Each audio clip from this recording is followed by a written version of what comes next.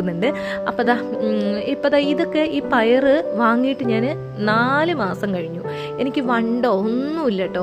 കാരണം ഞാൻ ഫ്രിഡ്ജിലാണ് വെക്കൽ. എല്ലാ സാധനവും ഞാൻ ഫ്രിഡ്ജിലാണ് വെക്കൽ. കടല, പരിപ്പ്, പയറ്, ഉഴുന്ന്, പച്ചരി, അതേപോലെ നെയ്ച്ചോറിൻ്റെ അരി, അങ്ങനെ എല്ലാ സാധനവും ഞാൻ ഫ്രിഡ്ജിലാണ് വെക്കൽ കേട്ടോ.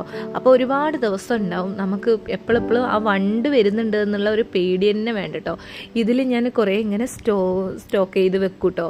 അപ്പോൾ എനിക്ക് ഭയങ്കര സേഫാണ്. കാരണം ഒരുപാട് ദിവസം കഴിഞ്ഞിട്ട് നമുക്ക് എടുക്കുകയാണെങ്കിൽ പോലും ഒരു കുഴപ്പമുണ്ടാവില്ല, കേടുവരാതെ നമുക്ക് സൂക്ഷിക്കാം കേട്ടോ.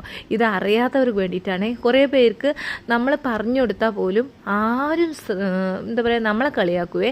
പക്ഷെ ഞാൻ ഒരുപാട് സാധനം ഞാൻ കളഞ്ഞിട്ടുണ്ട് കേട്ടോ. ഇതിൻ്റെ മുമ്പ് ഒത്തിരി സാധനം അച്ചായൻ ലോഡിന് പോയി വരുമ്പോൾ എനിക്ക് ഒരുപാട് സാധനങ്ങൾ ഇതുപോലെ കടല, പരിപ്പ്, ഉഴുന്ന് അങ്ങനത്തെ സാധനങ്ങളൊക്കെ കൊണ്ടുവരും. ഞാൻ വലിയ ബോക്സിലൊക്കെ ഇട്ട് പുറത്താണ് വെക്കാറുള്ളത് കേട്ടോ.